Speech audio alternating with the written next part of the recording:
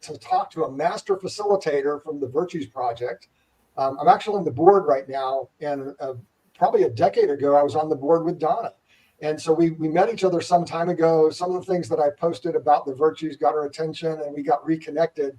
And I said, Donna, let's get together and just get to know each other again and do it online, talking about virtues and talking about the map of consciousness from David Hawkins, both of which Donna has extensive experience with. So Donna, how are you doing in Calgary today?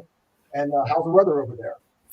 Thanks, Mike. I'm delighted to be here and delighted to connect with you again. And we had a terrific storm last night, which dropped our temperature, and I'm going to say it in Celsius. Anyway, it dropped from about 34, 35 last few days ago to 17 today. Wow. So it's clouded over and foggy, and it's pretty dull.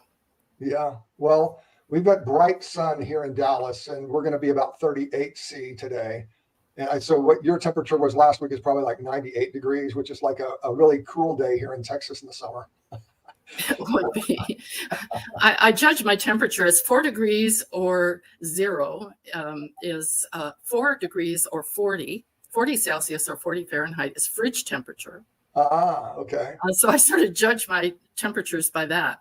18 Celsius is about a nice 60, almost 70 for you guys. So, right. Which is room temperature. Yeah. So you have the Calgary, is it the Stampede, the big rodeo that you have? The greatest outdoor show on earth. And we had a record-breaking year this year. And it was beautiful weather the whole time. Yeah. Quite warm, but no rain, sun shining all the time. It was fabulous.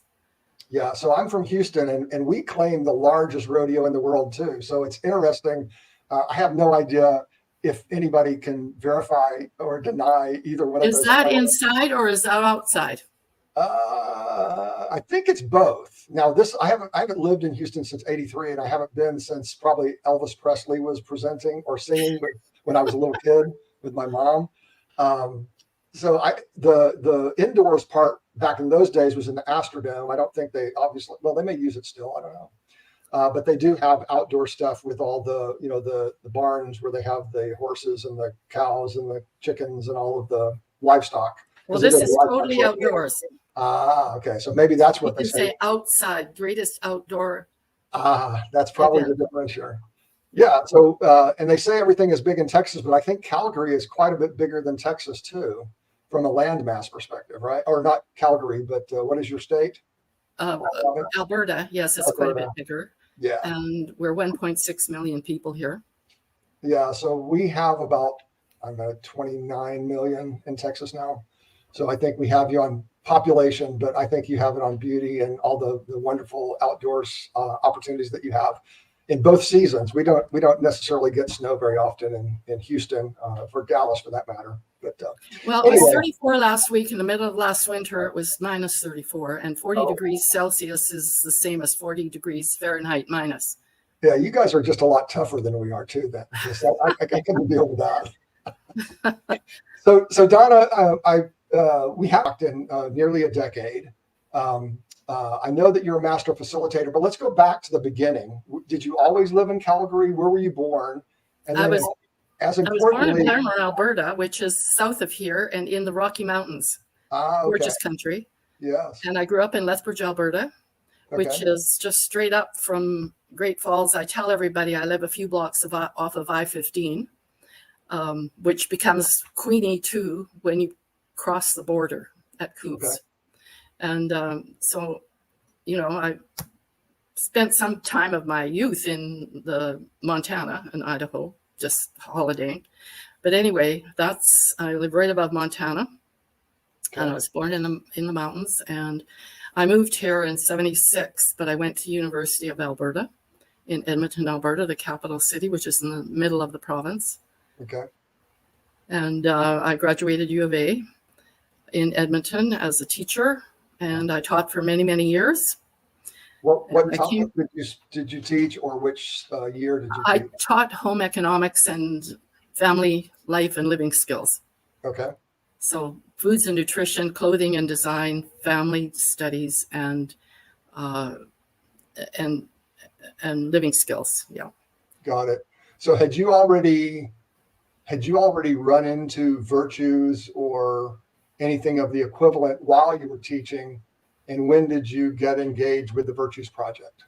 Well, I found the Virtues Project in 2000. I was watching Vision's television channel here in Canada, and I caught about the last few minutes of a program, and it was the 13th video of 13 videos produced by the Virtues Project International Inc., the corporation that was founded by Linda Kavalin Popoff and her husband Dan Popoff and Right. her now deceased brother John. And I was very much taken with what I had heard, even though only a couple of minutes worth. And I phoned up the TV channel to find out how I could find out more about this. And they sent me to Kinetic Video Company that was a distributor of their product, the videos. And I got an email number for Linda Kavalin Popoff. And I phoned her up and I said, I want to learn this. Tell me about it. And the Educator's Guide for the Virtues Project had just come out. Several months later, the cards that accompanied that book came out. And then, so I said, okay, I want you to come to Calgary. This was in March, and we arranged for her to come to Calgary in October, her and Dr. Dan Popoff, to give a workshop. They did a 2-day workshop introductory to the Virtues Project. And then they did a 3-day more intensive workshop for people who wanted to take it out in the community and teach it. So I brought them to Calgary. I sponsored them personally. I made enough money to pay them just. And that's when I learned about the Virtues Project and how to take it out into the community and out into the world. And so for the next, from 2000 to 2014, I did the Virtues Project, and I did workshops right across Canada in First Nations. I did virtues workshops in St. Lucia in the Caribbean, in Nevis in the Caribbean, and St. Kitts, and so I've done 10 years worth of teaching, and then I was put onto or selected for the advisory board for the corporation of Virtues Project International Inc., which was the 3 founders. Right. And because they were getting older and they wanted to sort of ease out of the whole thing. And so on this board, we set up the Virtues Project International Association. And then I became one of the 4 founding members. And or one of the people we recruited. Pardon me? So VBIA stands for Virtues Project International Association? Yes, it does. Okay, very good. So that's a little short form well used. So that's Virtues Project International Association. So I was 10 years doing Virtues Project workshops right across Canada and around the world, New Zealand even. And then when I ended that at 2014 and retired, basically I was on the board of Virtues Project International Association, and I've been on the board there for the last 11 years now. Got it. Yeah. So, and about 11 years ago is when they ceded all of the property to the Virtues Project and retired, right? Basically. That's right. Yeah. Very good. So, interesting. So a couple of things there. So how did you find organizations or people to work with on doing the Virtues? Was that through another organization that you were with, or just through people that you knew, or how did you get to St. Lucia of all places, or St. Kitts or those places? Well, word of mouth, people connection, and marketing. Okay. So I've been in a lot of schools, almost all the ones in Calgary anyway, doing what we call professional development days. And they're usually a 1-day workshop. Then I put together my own 2-day workshops, which was the prerequisite for the 3-day workshop, in which you intensified your learning in the virtues, the 5 strategies of the Virtues Project. And so once you are noted for your experience, yes, and expertise, then you could be named a master facilitator, and then I could be teaching all 5 days of the Virtues Project and teaching people how to live with the four virtues and a practical application through the 5 strategies. Okay, great. And a little later, we'll get to that, and I'll ask you to walk through and explain that in a little more detail. But let's go back before we do that to you as a child. So you grew up in the Rocky Mountains in Canada. Was there a faith base to your upbringing, and has that journey continued, or has it changed over the years? Well, I grew up in Mormon country. Okay. In southern Alberta, a nearby place called Cardston, which was set up by the Mormons in the late 1800s, early 1900s. Okay. And I grew up, half my family was Catholic and the other half was Mormon. Okay. Very interesting situation. I didn't like either. Yeah. And so I've been doing a lot of exploring of different religions, and what makes it so fascinating is the more I study, the more I see that everybody's connected with virtues. So that's sort of my religion, I guess, because I have no committed faith. Sure. So that's interesting. So I started out in the Worldwide Church of God, which was a Seventh-day Adventist split from the 1940s or so. And then did my education at the school that they had, which was Ambassador University. And then did my master's at Azusa Pacific, which is also a Christian university, but focused that particular degree on business. But I've been through the virtues and through just opening myself up to see how to speak to everybody in every language. I came to the virtues. Back in 1997, I was sent to a corporate program called the Regional Leadership Forum, which was really based on the great books. And Dick Dooley, who's still alive in Cape Cod in his 90s, was from the University of Chicago. He had a Jesuit upbringing, and a very smart guy, put the program together. And it was an ontological program that was really centered around the Western thought, right? Which I do believe has really changed the world. But it leaves out all of the Eastern thought, right? If you just stick to that.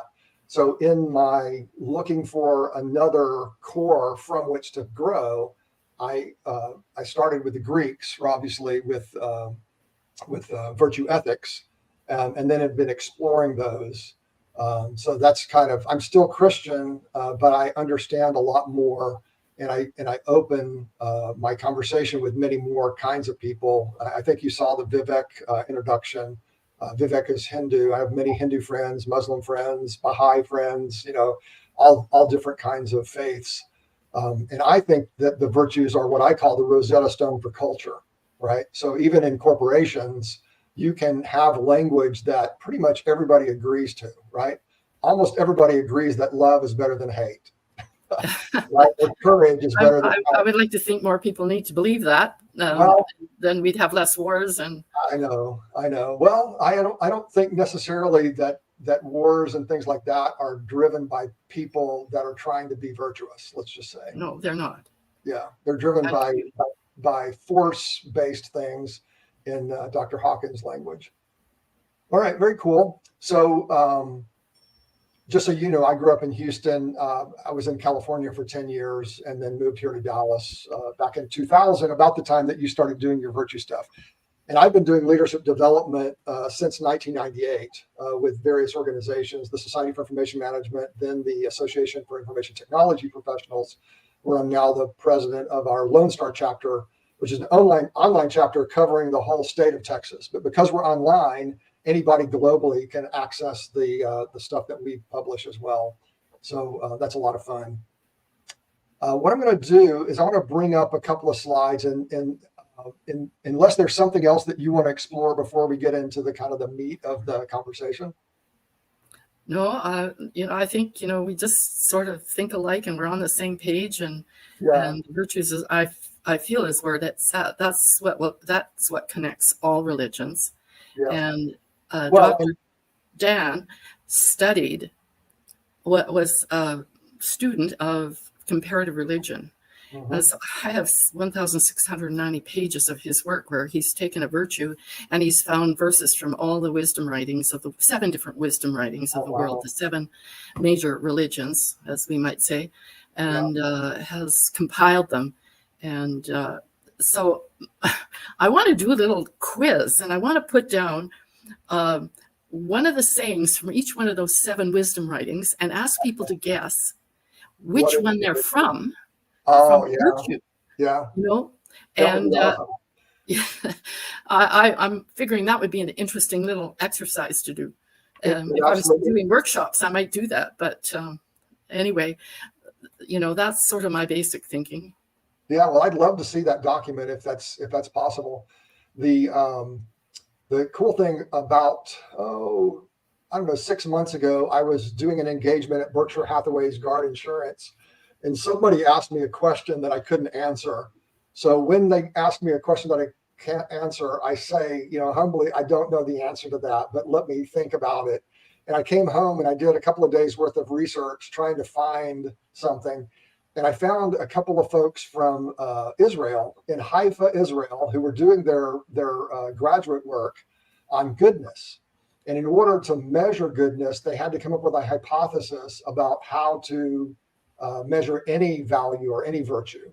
And basically, what they said, which I totally buy into. Okay, so it's a hypothesis at this point. They're working to figure it out, but I'll try it out on you. They said, and let me try to be careful with how I say it. Because I've changed it in my course.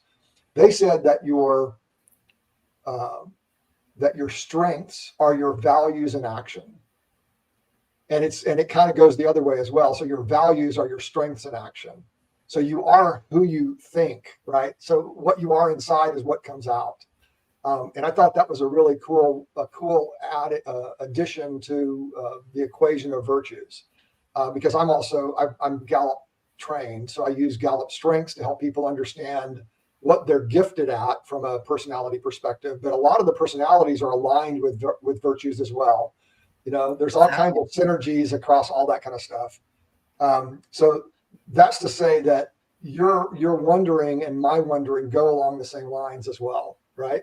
Because it's like it's not if, but how do they connect? Yes. And I don't know, a couple of years ago, one of my friends, JD Stotts, asked me if I had ever read the. I'm going to tear the name up. It's the Bhagavad Gita, the in ancient Indian sacred text that Oppenheimer referred to when he said, "I am become the destroyer of man," or whatever his topic was. That was actually a quote from that sacred text. But in that sacred text, Donna, there are things that Krishna says that I could open my New Testament Bible and it would almost be word for word the things that Christ said, right? And to your point, there are probably likely other sayings from other places that were also of equal value or virtue, as we like to say. Right. So how do you describe the difference between a value and a virtue? Well, I got a beginning in Africa because in Africa, they've taken to this course quite well. Mm-hmm. And they're actually in Tanzania, through the Virtues Project, they've got the government to eliminate corporal punishment because they would box kids' ears. They would beat them with whips and Right. tree branches or their hand. And they knew they wanted to stop that. But they also didn't have anything to replace it. And, Right. We don't like a vacuum. Right. The universe doesn't like a vacuum. So the virtues are there filling that. But when I was there, I would ask people, what does value mean to you? And they would, everybody from our tour guide to the server at our hotel would say, it means the worth of something. What something is worth is the value of it. Mm-hmm. They don't understand value the same way that we do. And we got our idea of value from Nietzsche, right. a German philosopher. Right. And when he thought that the virtues were too much religiosity or exuded that. Right. And so he came up with value. And it wasn't until the 1940s that we accepted the word value in our teaching, and Yeah. we were going to teach values, but the value of teaching values wasn't very valuable because I think it's really screwed us up a lot in our teaching. And so they don't understand the word value as the same as virtue that we tend to kind of give it. And that was quite an awakening for me. And that is why the virtues are spreading through South America is the same. It's Europe and North America that have cottoned on to the Nietzsche part of values. And someone once likened it as like trying to pick up Jello. Values are like trying to pick up Jello with your fingers, or eat Jello with your fingers. They just slip through. We do have values, but we value the virtues, but we live out our values by living the virtues. Right, by being them instead of just thinking about them. Because they're within us. Right. And so they're part of our being. They're I'm searching for a word now. Anyway, we have two hands and we have two arms and we have 2 feet and we have these virtues in us. It's just part of us, and it's what makes us human, really. Right. The beautiful part of being human, for sure. Yes. Yeah. And then the thing, I think I learned the difference between virtue and value, and I'm trying to think of Himmelfarb. There was an English writer. She wrote the demoralization of Victorian society or something. It was an old ancient. It was a book about Victorian England. But she says that Nietzsche was the one that literally purposefully changed the word from virtue to value. To your point, so that is an interesting thing. And then the other thing that I think about values is that you can value something differently than I can value it, right? But we can't virtue things the different way. The virtue is the virtue, right? It's solid. So if you pick it up, you can know what it is. It's not like Jello that will flow through your fingers and change based on your quote unquote truth, right? And it's not necessary. It is ethical and moral, but it does not have to be overwhelmingly so. It's just a standard of behavior. It is, and it is within us, and there is more evidence every day about how true that is. Yeah. So, yeah. Awesome. All right. So what I'm going to do is I want to share with you a slide that I use to introduce my program that I do for corporations. And let me bring it up. Oh, I already have it up. So I'm going to move us to the side here. There we are. And so, as I told you earlier, my company is Leadership In. It's Mike, Rochelle and Associates, but my product is called Leadership In. And the N stands for growing the next version of you. So if you think about virtues as the standard, if you're behaving in a way that's below the standard of virtue, then if you start behaving in the virtue, then you've grown the next version of you, is the way I think about it. Does that make sense? You raise your consciousness. Absolutely. So basically, so this just describes what it is, but I'll just say it really quickly. So, if you have a foundation of character and virtues as the norm upon which a family, a team, an organization, a country, a world, that then you're in a better place, right? So I think Virtues Project would definitely stick with me on that. And then I have Maslow's hierarchy of need kind of hidden behind a strategic planning kind of a model where you know where you're going. It's planning and having dreams and goals and meeting objectives and all that kind of thing is kind of inferred in this. When I'm in the classroom, it becomes more specific because then we have examples, the things that are happening in that particular organization that we can go. But I typically start with the knowing yourselves and your strengths, strong relationships, and big dreams as the beginning of the course. And then I have a values accelerator. I call it values because hardly anybody knows what virtues are, right, in corporate America.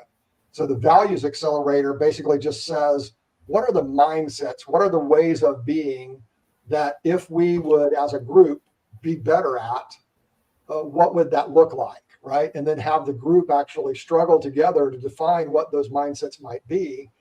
Some of them are ways of being that would be virtuous, right? but they're modern terminology, so they don't necessarily fit one to one. But from a perspective of how you define them, you then define behaviors that everybody would recognize as behavior that is growth oriented, which would be one mindset. And it would be a virtue. So what would growth mindset, what virtue would that be from your perspective? Is growth itself a virtue? That's an interesting question. Yeah, it's growth itself a virtue? Not according to the research that was done by Dr. Dan Popoff, but that would be a result of using your virtues is your growth. And we value growth. I believe that too. Because we become better and better. And I see the good life model. A little 6-year-old once said to Linda Kavlin Popoff, she said, well, the virtues are what's good about us. So 6-year-olds know that. Absolutely. Well, so that was Socrates, right? So I think I skipped the Socrates slide. But they were the ones that were defining these things, 3,500 years ago, something like that. So yeah, definitely makes sense to me. So anyway, we don't need to go through any more of this, but I also think of it as a mind, body, spirit thing, right? So it's not just that you think about what it is, but that it becomes a part of you, so that when you're acting, it's just the way that you are. It's not an act that you're putting on. Does that make sense? Well, that's because it comes from inside. That's where virtues reside. Right. They're an attribute of the human being.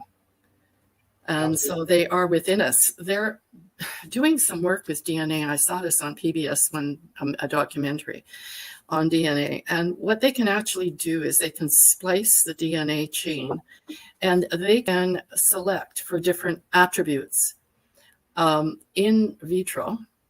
So that if you want a baby that's got blue eyes and dark hair and has courage, you can select for that. It's called CRISPR, CRISPR. Right. And it's a big, long scientific name. And I thought I'd try to put it to memory, but I just said to heck with it. It's CRISPR. Right. It has got me very intrigued. And what it's saying to me is it's proof that we have virtues within us. It's in our DNA. Yeah. If they can select for courage, they can select for passion and love and compassion and love and beauty and determination and forbearance and loyalty and all of the justice and all the other virtues, all 100 of them that you have a chart you're going to show later. Right. Yeah. Yeah, that's awesome. Yeah, I think there's something to that. I mean, by nature, you lean into those things, which are the great things, right? So in my world of thinking about virtues, then I learned about the golden mean, and that was a really phenomenal thing. And that was that courage is on a fulcrum, right? And there are vices. We didn't get into that earlier, but the reason that we used to use virtue and vice, like the vice squad, for those who wonder why they call it vice squad, well, it was going after illegal activities, illegal businesses, prostitution, gambling, all this stuff that was quote unquote illegal. And that's why the vice squad was a part of the police department. It was things that were known to be bad things for people to do. Right. So the neat thing about the golden mean is that there is a vice of defect. So if you have a little courage, then you could tend towards cowardice, right? And if you have a vice of excess, or you have too much courage, then it might be overconfidence. So there's a mean, there's a middle point at which the virtue is best. And it will change from consciousness level to the next consciousness level as well, because as you understand at one level, you can then move on to another level, and you can understand things at that level, and you can understand things below that level, but people below that level cannot have trouble finding understanding in the next level above. So this consciousness level is kind of tricky. It's hard for people to get their minds around, but you do. If the more you do, the better you become, the more you become, and the better you do. You're tested. And the more you what? The more you're tested to that standard, right? Yes, yes, yes. And then by exercising that standard, then you can go upward. What you're saying. Right. Yeah. And that's, yes, that's sometimes called the razor's edge. Mm-hmm. And Johnny Cash, when he got straightened up by his wife, wrote a song for her called I'll stand the line. I'll walk the line. I'll walk the line. And that's, I believe that's exactly what he was talking about. He was just going to be a good person because she taught him how to be a good person.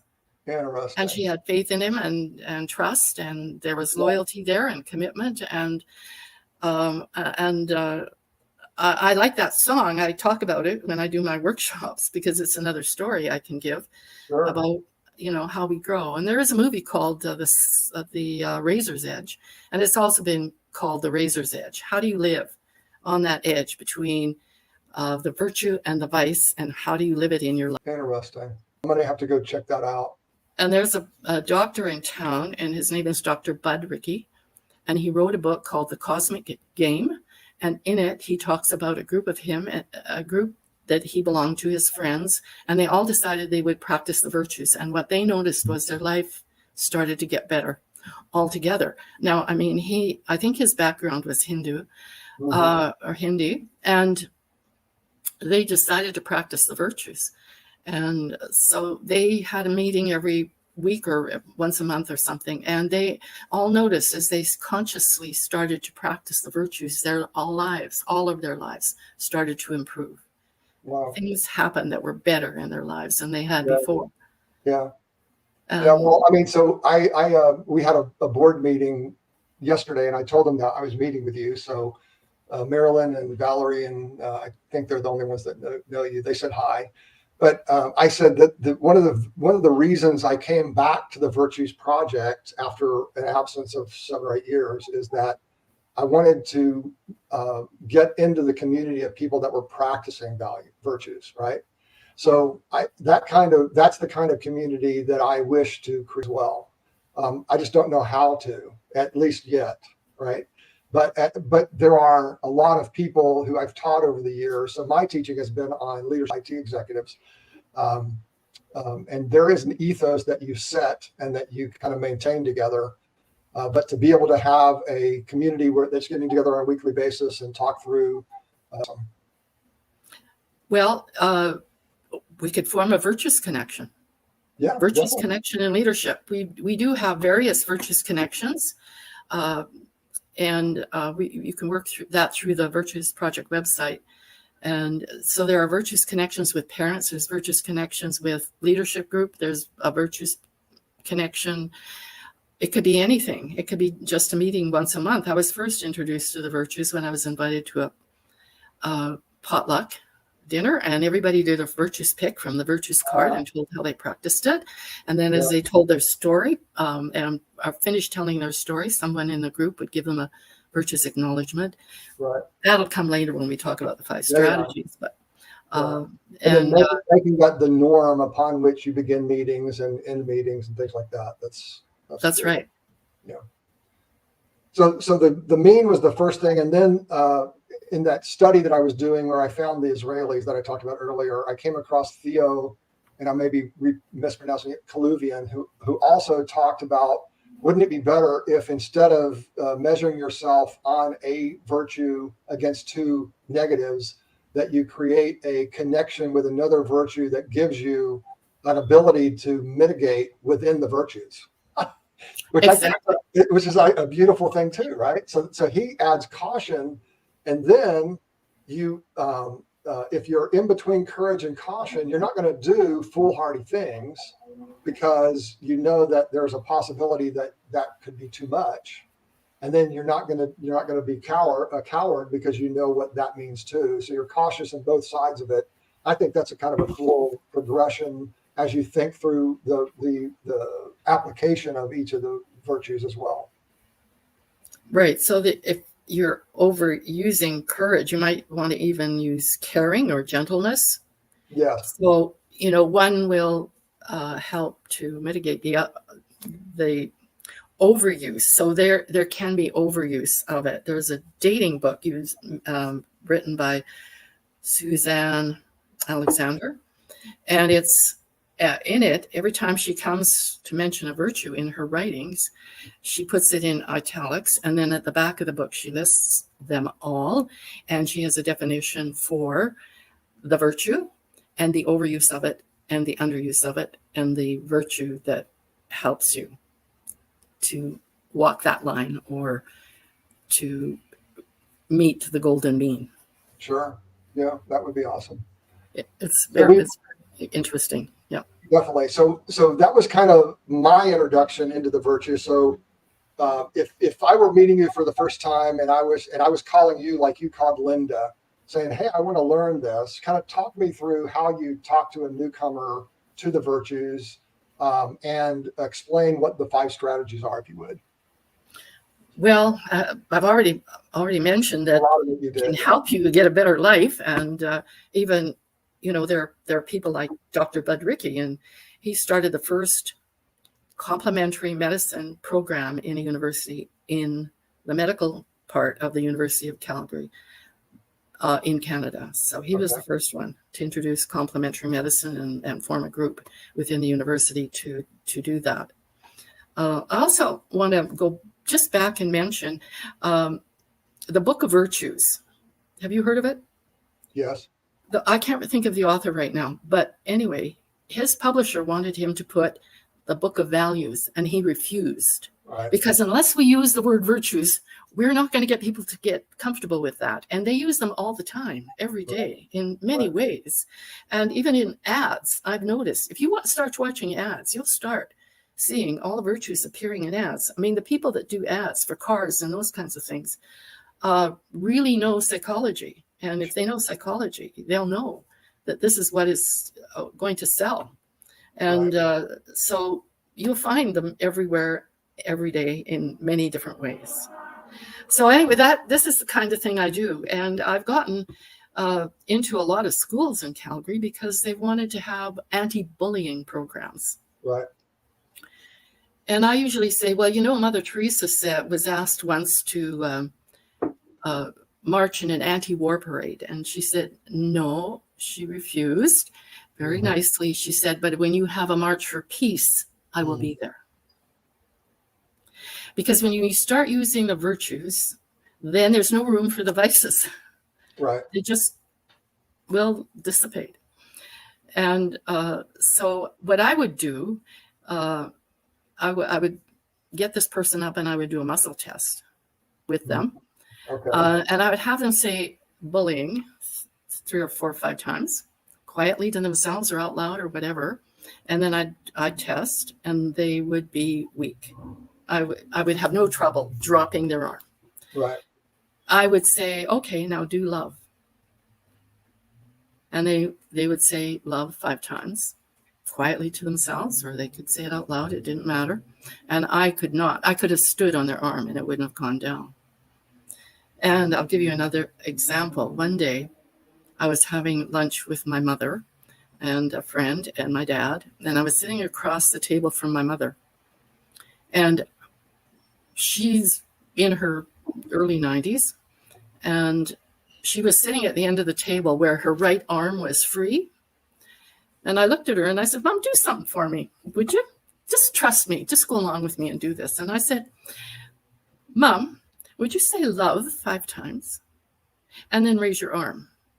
And she said love 5 times. And her arm it was like a spring was released and her arm went right above her head. Now that woman hadn't been able to raise her arm further than shoulder level for the last 10 years. And it immediately flipped right up to her head as though it was on a spring, or a spring had been released. And that is the power of words and the energy that you can get from words and what words can do. And so that's how I talked a lot of people into saying, if you use these words, which are strength words, you're going to be stronger. Your life will be better. And so come along and learn how to use these words in your everyday life through 5 practical strategies. Got it. So look, before we get to that, I'm going to back up a little bit because some people may not understand what what muscle testing is. So I've experienced it with the chiropractors and with my osteopath and other healers that I know. Are you talking about it from a kinesiological perspective? And where did you learn about it? Yes, I use the methods that were described by Dr. Hawkins. Okay. And it's a 3-step process. You get a baseline by asking yes and no question. Or yes, you may formulate statements that can be answered by yes or no. And then you have the person put their arm out, and you use 2 fingers to try and put their arm down after they say these words that are either strengthening or debilitating. And then you can test, and that's okay. I'm jumping ahead of ourselves, I guess. Okay. So when we get to there, I'll tell you, I actually did love and war just a minute ago on my personal little test, and it worked. So I'll show that if you want me to. Yeah. Okay. So let's go back to the drawing then. All right. So the 5 strategies, where did it come from? Was it just, was it created by the Popovs? Was it identified as a path by the Popovs? Where did it come from? Well, the Popovs were having lunch at the hotel in Victoria and one Good Friday, and they started talking about the violence that was going on with children, against children, and by children, and what could they do about it. And since Dr. Dan was already doing research on comparative religions, he said, you know what? We've all got the virtues. We need to know how to use these virtues. Now, he was also a child psychologist, and she was a social worker, and she worked in hospice, and she worked in suicide organizations around suicide. And if you take a look in the psychological and sociological world, these are very common. For these 5 strategies come out of a lot of different work by different people. Okay. And so they just put them together into 5 strategies that would be helpful for people and a way to use the virtues in our everyday life. Got it. So similar to my model where I've taken from all of the great thinkers and kind of put a model together. That's what they did as well.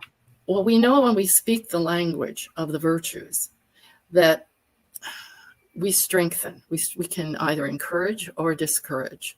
Yes. So, for instance, there was a group of research that was done where they put a couple of dozen people in a room, and they gave them, first of all, a list of 10 lists of 5 words, and those 5 words were words that kind of spoke about old age, getting older and decrepit and so on. And they had to make a sentence using those 5 words, 10 different sentences. Then they were asked to put the sheet that they worked on in a brown envelope and walk from one office down the hall to another office. Then, and they timed them. Then they did the same group, and they gave them different words. They were higher level words, strength words, and they had 10 lists of 5 words, and they had to make sentences out of them and put the work in the envelope and take them down the hallway, and they timed them. Every single person that did the old age words walked slower than the people who did the higher level words. And so that speaks to the energy that you get just in the language. And so when we speak the language, when you speak the language of the virtues and you talk about someone's forbearance or fortitude or loyalty or justice, it hits their essence of their being, and it resonates with them, and it's a higher energy level.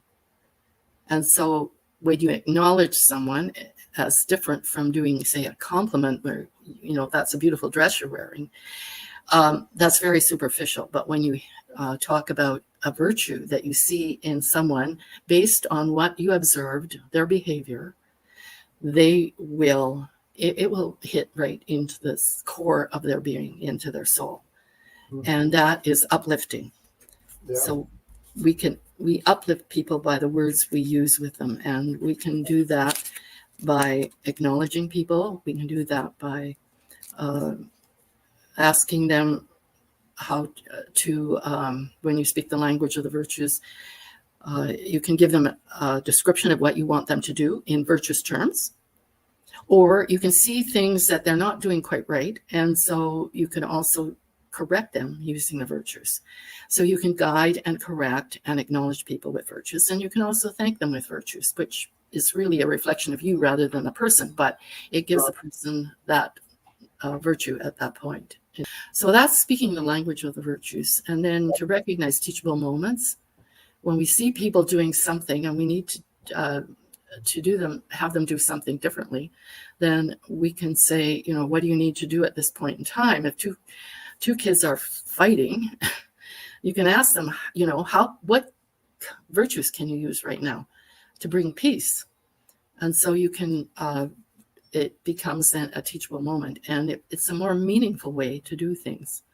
Then we can set clear boundaries around what we want to do. It helps us in our relationships, and it gives us safety in our dealings with other people. My son, when he was divorcing and his children were quite young, and I was looking after them quite a bit, but he came to me one day and he was very concerned about the fact that he might be using me, and I wasn't, and he was feeling very guilty about asking me to babysit all the time. And first of all, I said, I reframed it. I said, no, I don't babysit. I just have the opportunity to look for to be with my grandchildren, which was wonderful. And I said, but I'll tell you what, I'm a busy lady. I have things to do, places to go, people to see. And so what I'll do is I will think about it. And if I can look after your kids joyfully, I will do so. And if I'm busy, I'll let you know. So yes, no doesn't mean forever. It just means right now I'm kind of busy. Sure. And so we started doing that. And, you know, it took the guilt off of him and any kind of disrespect I felt or whatever. And so it really helped in that relationship. And it made everything clearer and a lot happier for both of us. Then in honor the spirit, that's what you do through your art, through singing, dancing, visual art, writing a diary, whatever it takes to honor the spirit. And I watched a documentary the other day on TV, and this fellow is taking stressed veterans on mountain climbing trips. I looked at that and I said, that's honoring the spirit. That is wonderful. They all came back just at a different level. And whatever they were dealing with before started to fade into the background because they knew that they could get back in the groove and accomplish things. And then companioning is listening, and listening. Just listen to someone into their own truth. So you have to put on a veil of detachment, and you have to have compassion. Feel for the other person, but let them speak. So you ask, what is happening? And what do you do? And the best way I can describe it is an incident that Linda did in the workshop I brought her to in Calgary. And she sat in the middle of the room and she said, now you're going to companion me. And we all looked at each other and said, what? And so she had taught us the process. And it's about a 7-step process, although it can be cut down quite a bit depending on where that person goes to on this journey with companioning. And so somebody said, which is the opening question for any companioning, what's going on in your life today, Linda? And she said, this virtuous project is getting so big. I don't know what to do with it. Now, to help somebody empty their cup, you have to ask them another question in order for them to start speaking and allow them to speak by just sitting there listening. So the next question ought to be, can you think of it? How does that This make is you getting feel? so big, I don't know what to do with it anymore. Right. The next question would be, how big is it? So guess what? 20 minutes. She talked about everything that was going on in the Virtuous Project with her and Dan. She's sitting in front of 46 people, and we're all getting trained to be Virtuous Project leaders, master facilitators, or just putting it into our own lives. Right. So we just learned about it. And then she went on for about 15, 20 minutes, and then all of a sudden she stopped. And she looked around, and she says, what am I worried about? I have all you people going out there doing the Virtuous Project. I don't have to do it all by myself. She came to her own truth, her own vision, and her own truth. And that's what spiritual companioning is all about. Awesome. So if you want someone to open up, you just have to listen.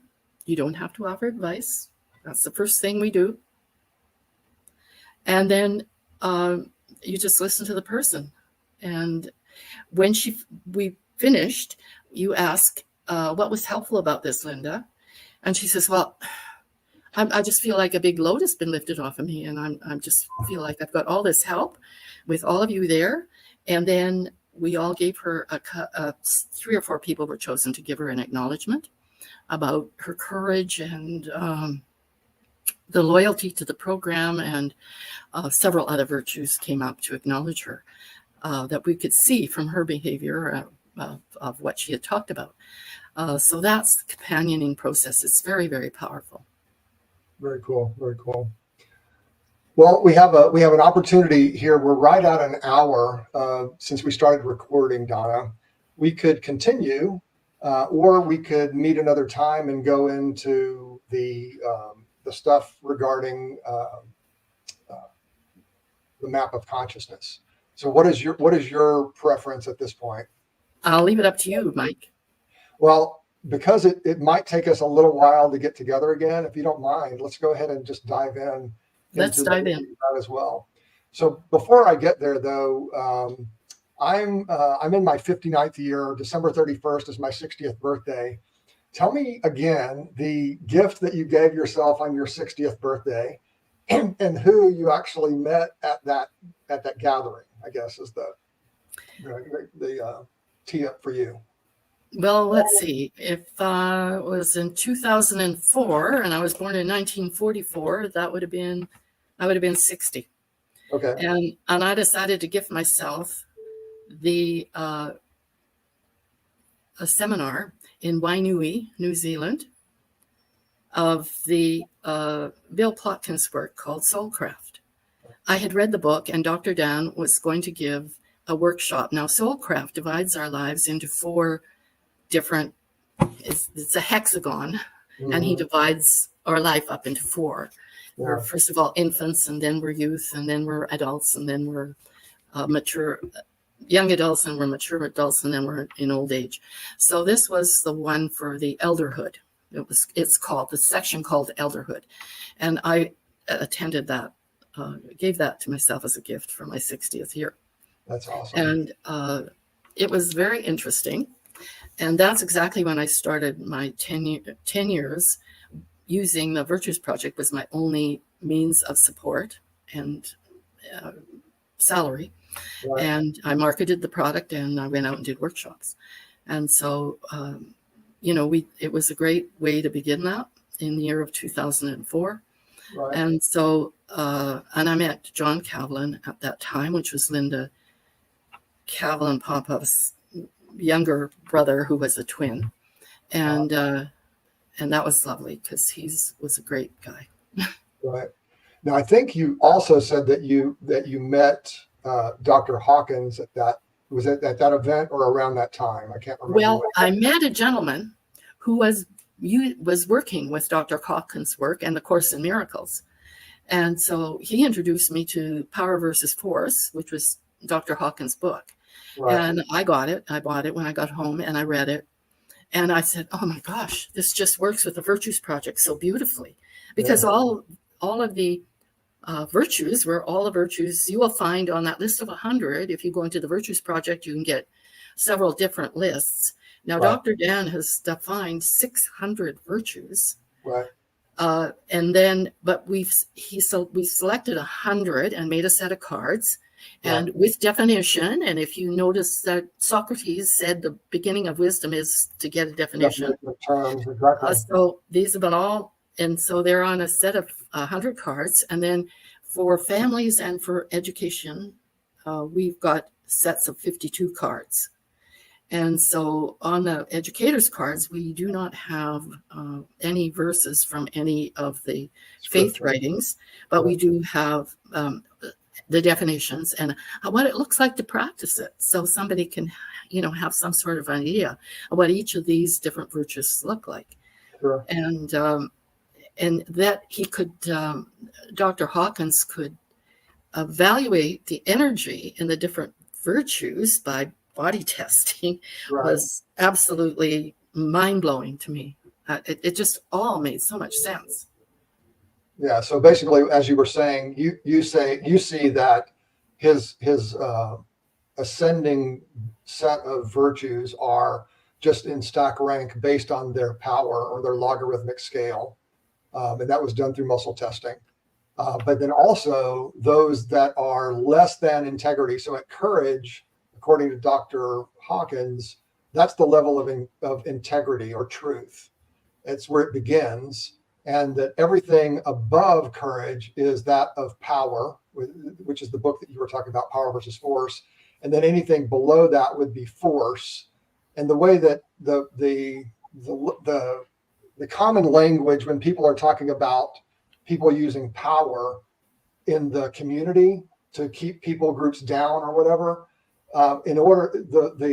it's really force, according to Hawkins, right? And power is that which is intrinsic, that's which is on board. It's a part of our spirit. It's a part of the universe of creation. How would you describe it? That's the language that I have today. Well, your language sounds pretty good to me. Okay. And Maya Angelou, Yes. Oprah Winfrey's mentor, I guess, she said everything begins with courage. I mean, so what I see when I do my reading, which I've done quite a bit of, is things that connect one thing to another, and one thing confirms another or affirms something else I already know. And so everything starts tying together, and you just start understanding more and more about things that are going on in the world. So as we go up the scale, all of the 100 virtues on a chart that you showed earlier can be calibrated within this diagram as well. And so he has put words to the different levels of consciousness, like neutrality, willingness, acceptance, reason. Acceptance is a virtue, love is a virtue, joy, peace. I was giving a workshop in Fiji, and one young man, there's a whole group of different people from the United Nations, and village people and a youth group came, and I was giving him the workshop, and he said, he looked at the chart of 52 virtues, and he said, Donna, all those are love. All virtues are love. They're just different aspects of love. And we've used the metaphor of a diamond. So the diamond is love, and all the facets of that diamond are all the virtues that are listed. Yeah. I could see that for sure. So then for those that have not read these things, then those that are in gray at the bottom of this particular chart, pride down to shame, basically are a draw on society. So if you are at that level of consciousness, then you're drawing energy from society, not providing energy to society, right? That's right. Yeah. So I'm going to just show this next slide really quickly, because in Hawkins' work, he actually said he added to it as well, where there's a view of God at a particular version. There is a view of life and of emotion and process, which kind of help to define what each of the levels truly mean, right? So at the level of love, since you were there, and I kind of relate to that one as well. Your God view would be loving. Your life view is benign. Your emotion is reverence, and your process is revelation. And the revelation is literally life is providing revelation on an ongoing daily basis. It's just it's a beautiful incoming of understanding and of love and of giving that fills you at a level that you can't really articulate much more than what I just tried. Hawkins does a beautiful job in many more of these things. He also talks about that if you can work yourself up to desire, so shame is just before you would kill yourself, right? It's at level 20. It's very, very low energy vibration. But if you can work yourself up to desire, desire is better than fear, is better than grief, right? So it starts growing up. And desire itself can actually make you angry with a particular situation that you're in, such that you are prideful. And even though these things are without love, they're still moving in the right direction. Eventually you get to courage, and courage and everything else above is infused with love, much like your metaphor that you did with the diamond, right? And it's very optimistic too, because apparently we're at 209, and a decade or so ago we were at 180. Right. So something is happening. And there was a fellow named Pinker, and he has shown statistically through massive amounts of research that we are getting better. And I went through, when I was reading his book, I highlighted every virtue when he came across it. I have a list of them from his book that he says we have to be living, or we're not, and we need to learn to stand in our own strength. And those virtues are our strengths. And the more refined we can understand each virtue, the higher level of consciousness we can live. And every time we raise our self-consciousness, or ourselves in consciousness, we raise the entire population of the world. Absolutely. It's a butterfly effect.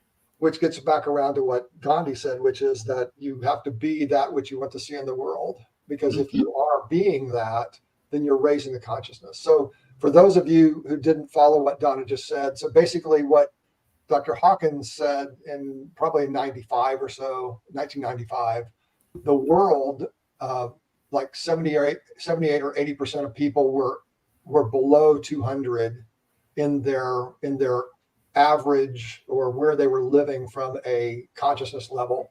And sometime, what year was it that you said? Sometime after 2000 or something? We're at apparently 209 now, at least when he wrote his book. Right. So that's an average for the world. So, and I haven't tried to do any of the calculations myself, or not the calculations, but the testing.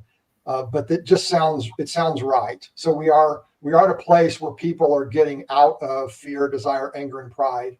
And there are institutions, there are groups that are dedicated to keeping people in those lower levels by nature of force, right? Literally. Hitler did it. That's how he conquered Germany and got people to follow him. They were full of anxiety and fear and despair. Absolutely. And then people can use that weakness of the population to lead them and into the paths of destruction, like he did. Right. So the cautionary tale here, from my perspective, because in my youth I was in some of those kinds of organizations, that if the primary driver for you to do a particular thing is fear, you're gonna die, or you're gonna go to hell, or there are certain things that are fear based, then those are tools that are used by individuals and groups to keep people in the lower vibrations or the lower levels of consciousness.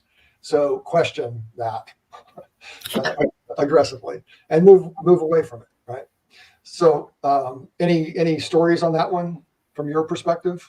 No, I just look and see what's going on in the world, and we have to go after the facts. And when I read Pinker's book, I can't remember the title of it, but he started looking at wars over the millennia, Right. and he's gathered a considerable amount of research. He's a neuroscientist, and he gathered a huge amount of research about, we are becoming more peaceable, but it's not fast enough, and we have more communication routes that disperse all the good and the bad in the world. Mostly, Right. I don't think we hear enough about the good, but it would give people more hope, I think, if we did. Absolutely. All right. So the last thing I want to talk about is that as I start looking at the model, so you could put the 5 strategies on this in the pyramid too, if you wanted to, right? The whole point is, and you said it earlier, which I hadn't thought of that, but that's exactly how the model is working, is that any of these things can be done at any level. So if you start out at fear and you begin letting go of fear and you move towards pride, your understanding of character and virtues, or knowing yourself and your strengths or strong relationships, will continue to rise, right? And then you'll get to courage, and then that will continue to rise as you move towards love. And so, I don't know, I have favorite books that I like to go to from time to time, right?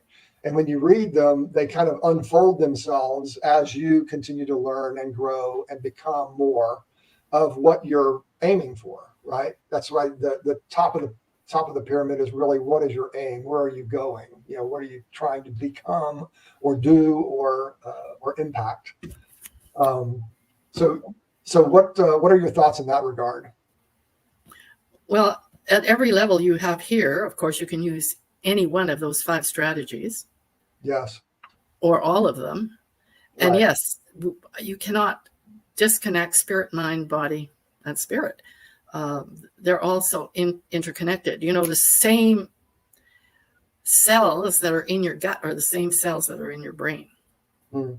We learn that from neuroscience. And so when you start going up the models of consciousness, mm-hmm. You just keep learning more and more, and you keep getting it from all different places. And when you read a book, the second time you read it, you're not the same person that you were when you read it the first time.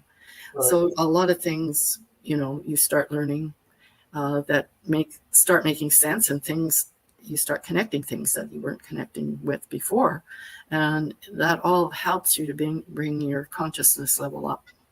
Absolutely.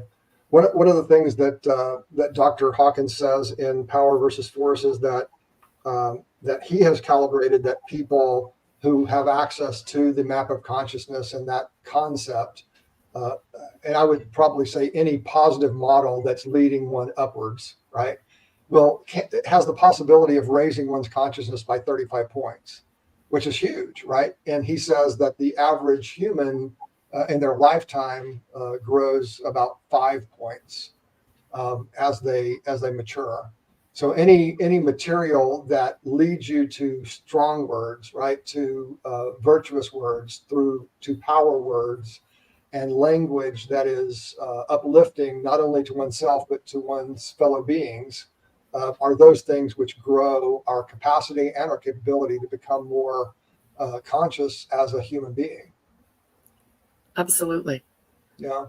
The caution that he says, and this is later in the book, he says that unfortunately, some models that are presented to you may impact you negatively even after you have rejected them as ways of being for yourself. So you have to be mindful that there are things out there that are not necessarily good for you. The virtues by nature are all good, right? There's no harm in that. There's no description that he gives about what that model might be, but I can imagine a few. I think video games that are depicting killing, for instance, are things that he would raise as being not good for anybody to do or be, because it conditions you to think that killing is a reasonable thing to do. Right. Yeah. And once you've taken something in, you cannot not do it or Right. think about it. And the best way to recondition your neural pathways is to form new pathways and to repeat the new learnings enough that those neural pathways start getting stronger. There's a Dr. Deutsch that wrote a book on the brain and the plastic brain, and you can change your brain. And then you change your brain, you change your culture. When you change your culture, you can change your brain, and you can change your DNA too through wrong things that you do and through good things that you do. What happens to those old connections is they start just fading away. So I think maybe that's a little bit more optimistic than what Hawkins has come up with, because as you start putting new things into yourself, the best Buddha said, the best way to get rid of hate is to love. Well, right. Dr. Deutsch can tell you that through neuroplasticity and how your brain works and how the different neurons connect. And once you get strong connections, and it takes about 21 times, apparently, to make a new habit and to create a new neural pathway that's strong enough that it will stick. And as long as you're sticking to that, the other neural pathways will start just dissipating. They will just disappear. So there's a lady here who's a South African. Her name is Dr. Carolyn Leaf, and she's done similar research. And the way that she describes it is like if you have a negative experience or something that's that is not good for you to think, but you think it all the time, it is literally like a little tree in your mind, right? Where all the neurons are all connected, and it's dark and negative. And if you want to overcome that, then do the opposite or think the opposite and be the opposite for 21 days. And that little black tree will shrink down, and then a nice, beautiful green tree will come back in its place. I do 21-day challenges all the time in my programs because of that, right? Because if you learn a way of being that is good and you practice it, then it becomes a habitual thing that you do without conscious thought about it. And it changes your brain. And it's a beautiful thing. Exactly. It's a physical thing. So when you talk, you say body, spirit, mind, right? You know, and I read something, I heard another speech by Dr. Dan the other day, and he said, what you think is what you do. Right. And so if you want to get rid of the bad stuff, you have to do the good stuff. It just pushes it out of the way. And that is a virtuous way of living. So, yes. Donna, it's been fabulous to get to know you a little bit better today, to share with you some ideas. We also both, I think we said we were both 8s and Enneagram. So we have a lot of commonalities. I really appreciate the experience that you have, the stories that you have, and the passion that you have now even for the Virtues Project and for all the people that you've led into a more positive and loving and giving way of life. So thank you very much. Thank you, Mike. It's been a joy. All right, it has been. And we'll see you soon. And friends online, we'll see you guys soon too. Bye-bye.